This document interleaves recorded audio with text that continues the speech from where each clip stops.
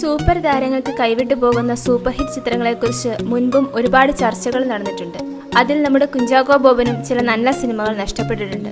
സിനിമയിൽ നിന്ന് ഇടവേള എടുത്തു നിൽക്കുന്ന സമയത്ത് ചാക്കോച്ചനെ തേടി ധാരാളം നല്ല അവസരങ്ങൾ വന്നെങ്കിലും നടൻ മടങ്ങി വരാൻ തയ്യാറായില്ല. വിനീത്, ദിലീപ്, കാവ്യ മാധവൻ തുടങ്ങിയവരെ കേന്ദ്ര കഥാപാത്രങ്ങളാക്കി രാജസേനൻ സംവിധാനം ചെയ്ത ത്രികോണ പ്രണയ ചിത്രമാണ് ഡാർലിംഗ് ഡാർലിംഗ്. വിനീത് അവതരിപ്പിച്ച കഥാപാത്രത്തിനു വേണ്ടി ആദ്യം പരിഗണിച്ചത് കുഞ്ചാക്കോ ബോബനെയായിരുന്നു.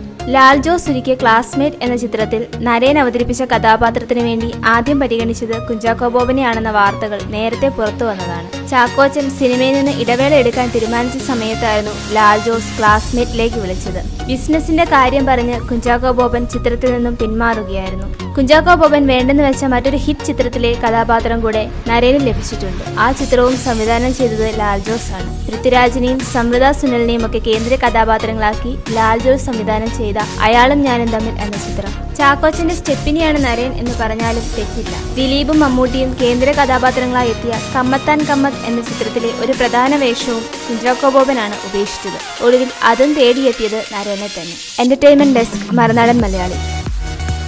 കൂടുതൽ വാർത്തകൾക്കും വിശേഷങ്ങൾക്കുമായി ഞങ്ങളുടെ ചാനൽ സബ്സ്ക്രൈബ് ചെയ്യുക.